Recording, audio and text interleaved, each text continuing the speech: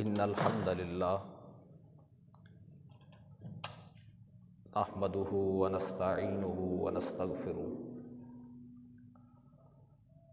व नु'मिनु बिही व नतवक्कलु अलैहि व नऊज़ु बिल्लाहि मिन शुरूरि अनफुसिना व मिन सय्यिआति अअमालिना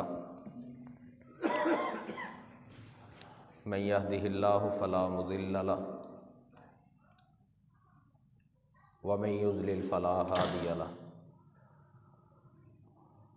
व अशहदु अल्ला इलाहा इल्लल्लाहु वहदहु ला शरीका लहु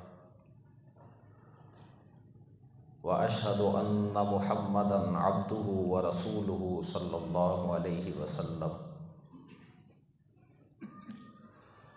अम्मा बाद फ़इन्न अस्दक़ल कलामि कलामुल्लाह व अहसनल हदी हदी मुहम्मदिन सल्लल्लाहु अलैहि वसल्लम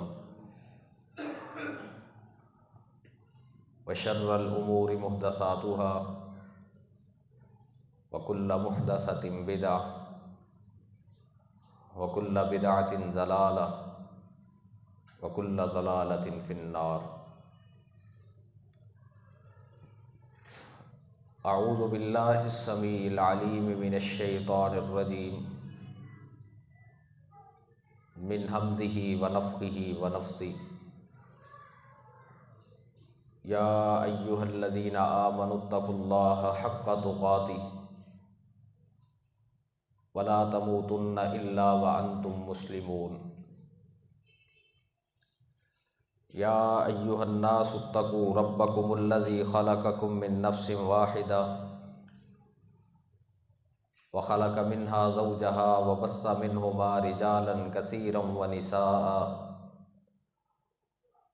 वत्तक़ुल्लाहल्लज़ी तसाअलून बिही वल अर्हाम इन्नल्लाहा काना अलैकुम रक़ीबा। या अय्युहल्लज़ीना आमनुत्तक़ुल्लाहा व क़ूलू क़ौलन सदीदा युस्लिह लकुम अअमालकुम व यग़फ़िर लकुम ज़ुनूबकुम व मन युतिइल्लाह व रसूलहु फ़क़द फ़ाज़ फ़ौज़न अज़ीमा। रब्बि इश्रह ली सदरी व यस्सिर ली अमरी वहलुल उक़दतम मिन लिसानी यफ़क़हू क़ौली वजअल ली वज़ीरम मिन अहली रब्बि ज़िदनी इल्मा। सुब्हानक ला इल्म लना इल्ला मा अल्लमतना इन्नका अंतल अलीमुल हकीम।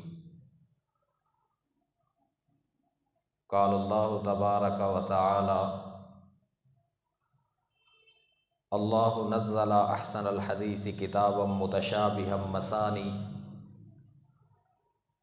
तक़शइर्रु मिन्हु जुलूदुल लज़ीना यख़शौना रब्बहुम सुम्मा तलीनु जुलूदुहुम व क़ुलूबुहुम इला ज़िक्रिल्लाह।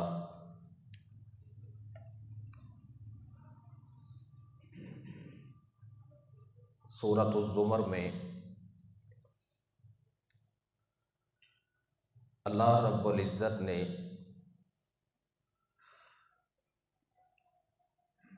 कुरान हकीम की तिलावत के हवाले से कुछ कैफियत बयान फरमाई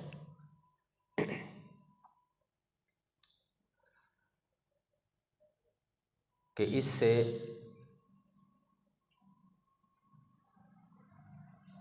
खशियत इलाही, अल्लाह का डर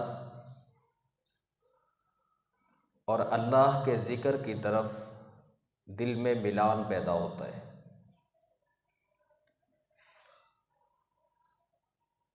सूरतुल अनफाल में अल्लाह फरमाते हैं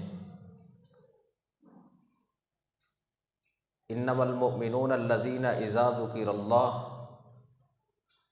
वजिलत क़ुलूबुहुम व इज़ा तुलियत अलैहिम आयातुहु ज़ादतहुम ईमाना व अला रब्बिहिम यतवक्कलून। कि अहले ईमान वो हैं, उनकी हालत ये है, उनका मामला ये है कि जब अल्लाह का ज़िक्र किया जाता है तो उनके दिल दहल जाते हैं,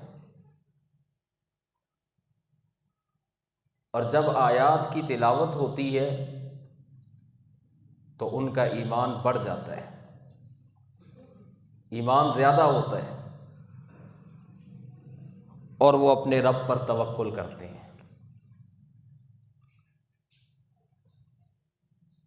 जब आयात की तिलावत सुनी जाती है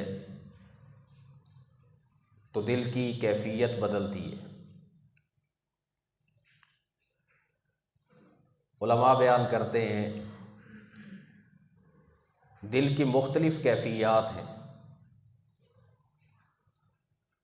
उसमें से एक क़ब्ज़ और दूसरी इंबिसात है। क़ब्ज़ ऐसी कैफियत होती है जिसमें कुछ भी करने को दिल नहीं करता, हत्ता कि नमाज पढ़ने को भी नहीं, कोई नेक काम करने को भी नहीं। दिल पे बोझ होता है और ये ख़तरनाक कैफियत है। क़ब्ज़ एक ख़तरनाक है जहां भी हो। इसके मुकाबले में इंबिसात ये खुशकुन कैफियत है, इसमें आगे बढ़ने को दिल करता है, आमाले साले को दिल करता है, तिलावत करने को, दीगर आमाल जो हैं उनके करने को दिल करता है। लेकिन इसके लिए तिलावत आयात और ज़िक्र ये लाज़िम है कि बंदा इनसे मुंसलिक रहे। जनाब रसूलुल्लाह सल्लल्लाहु अलैहि वसल्लम उन पे कुरान नाजिल हुआ, इसके बावजूद अल्लाह के रसूल तिलावत सुनते। सहीह बुखारी में है, अल्लाह के रसूल सल्लल्लाहु अलैहि वसल्लम ने अब्दुल्लाह इब्न मसऊद रज़ी अल्लाह तआला अन्हु से फरमाया कि मुझ पर कुरान पढ़ें, आयात पढ़ें। फरमाने लगे, अल्लाह के रसूल मैं आप पर कुरान पढ़ूं जबकि कुरान आप पे नाजिल हुआ है? तो रसूलुल्लाह सल्लल्लाहु अलैहि वसल्लम फरमाने लगे, मुझे पसंद है, मेरा दिल चाहता है कि कोई और मेरे ऊपर कुरान पढ़े और मैं उसको सुनूं।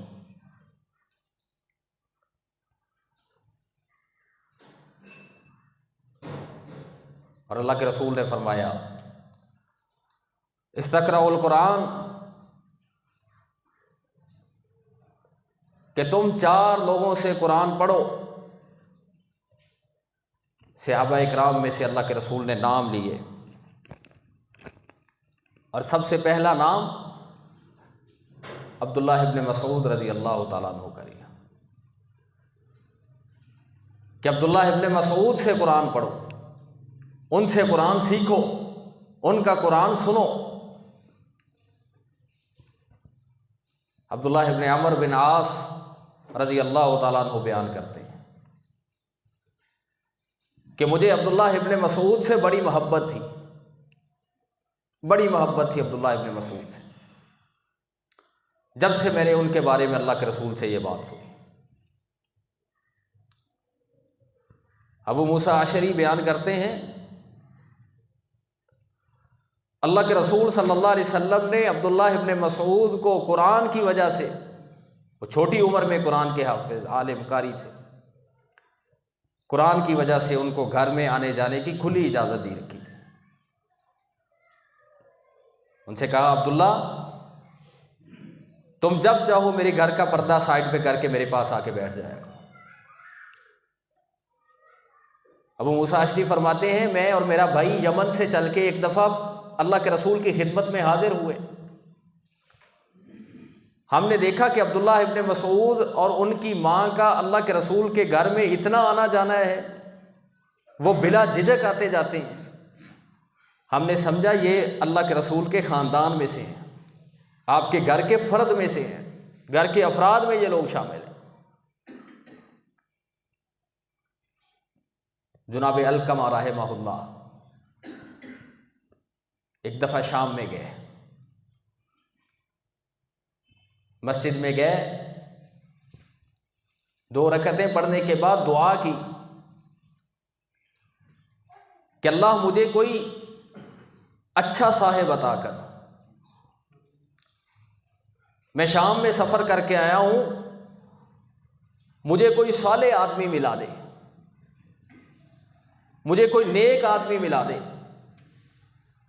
मुझे यहाँ किसी अच्छे की सोहबत मिल जाए।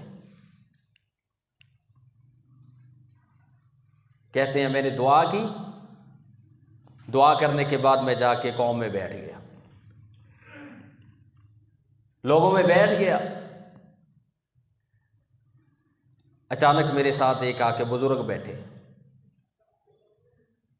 एक शेख बैठे, सारे लोग उनकी तरफ मुतवज्जे हुए। मैंने उनसे पूछा कि आप कौन हैं, आप कौन हैं? लोगों ने मुझे बतलाया ये अबू दरदा रज़ी अल्लाह ताला अन्हु है, जनाब अबू दरदा हैं। कहते हैं मैं उनसे मुखातिब हुआ, कहा कि मैंने अभी अभी अल्लाह रब्बुल इज़्ज़त से दुआ की कि अल्लाह मैं यहाँ सफ़र करके आया हूँ, मुझे किसी नेक आदमी से मिलाना। तो अल्लाह रब्बुल इज़्ज़त ने मुझे आपसे मिला दिया। अबू दरदा रज़ी अल्लाह ताला अन्हु ने फिर उनसे पूछा मन अंता, आप कौन हैं, आपका तारुफ क्या है? अलकमा फरमाते हैं मैंने कहा कि मैं कूफे से सफ़र करके शाम की तरफ आया हूँ कि मुझे कोई अच्छी बात मिल जाए, कोई अच्छी नसीहत मिल जाए, किसी अच्छी साहिब का साथ मिल जाए। कहते हैं अबू दरदा रज़ी अल्लाह ताला अन्हु फरमाने लगे कि कूफे में अब्दुल्लाह इब्न मसूद रज़ी अल्लाह ताला अन्हु मौजूद हैं, जो साहिबुन नालैन हैं, साहिबुस सिवाक हैं। तुम्हें यहां सफ़र करने की क्या ज़रूरत थी? अब्दुल्लाह इब्न मसूद वो हैं जो सफ़र के वक्त में अल्लाह के रसूल के जूते उठाया करते थे। कहते हैं अब्दुल्लाह इब्न मसूद वो हैं जो सफ़र में अल्लाह के रसूल की मिसवाक संभाला करते थे। अब्दुल्लाह इब्न मसूद हैं जो अल्लाह के रसूल का बिस्तर संभाला करते थे। हत्ता के सफ़र में अल्लाह के रसूल की जितनी चीज़ें होती थी उन सारी की निगहबानी संभाल वो अब्दुल्लाह इब्न मसूद रज़ी अल्लाह तआला अन्हु के पास। आपके पास कूफे में इतने जलीलुल कदर साहिब मौजूद हैं, आपको सफ़र करने की क्या ज़रूरत थी? तो रसूलुल्लाह सल्लल्लाहु अलैहि वसल्लम ने उनसे कहा अब्दुल्ला मुझे कुरान पढ़ के सुनाओ। फरमाते हैं मैंने सूरतुन निसा शुरू की, सूरतुन निसा की तिलावत करता रहा, अल्लाह के रसूल सुनते रहे। जब मैं पहुंचा फ़कैफ़ इज़ा जिअना मिन कुल्लि उम्मतिन बिशहीदिन फजिअना बिका अला हाउलाइ शहीदा।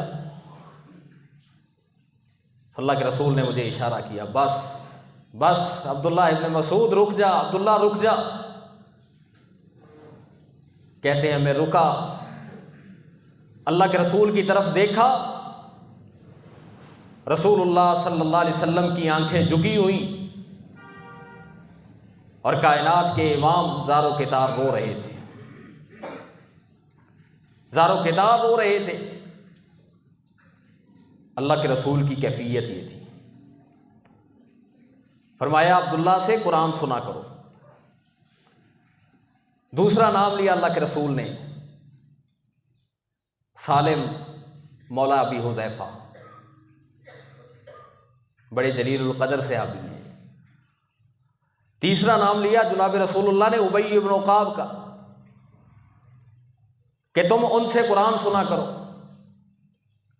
और इनकी मुवाफ़क़त देखें,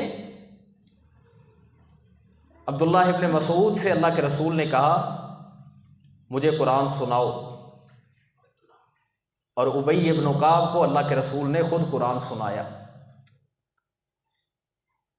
एक दिन बुलाया, बुला के कहने लगे उबई, अल्लाह रब्बुल इज़्ज़त ने मुझे हुक्म दिया है कि मैं उबई पे सूरतुल बय्यिना पढ़ूं। फरमाने लगे अल्लाह के रसूल, क्या अल्लाह ने मेरा नाम लिया है? फरमाया हाँ उबई, अर्श बरी पे अल्लाह रब्बुल इज़्ज़त ने तेरा नाम लेके मुझे कहा है कि उबई पे सूरतुल बय्यिना पढ़ो।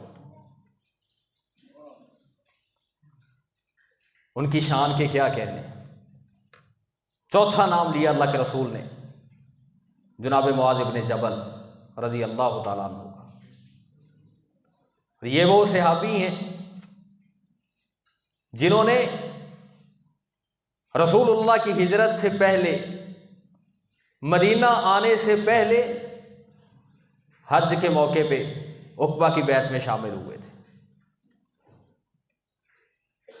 और ऐन जवानी में इस्लाम को कबूल किया था।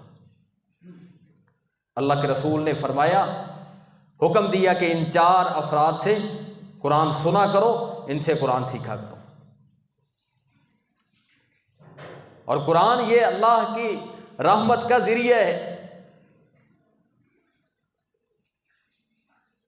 पढ़ना इसका फ़ायदामंद है, इसका समझना नफ़ा बख्श है, इसका सुनना रहमत का हुसूल है।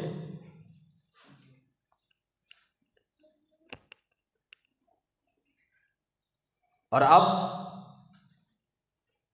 हम सबसे ज़्यादा तिलावत कुरान से दूर हैं, और हमारे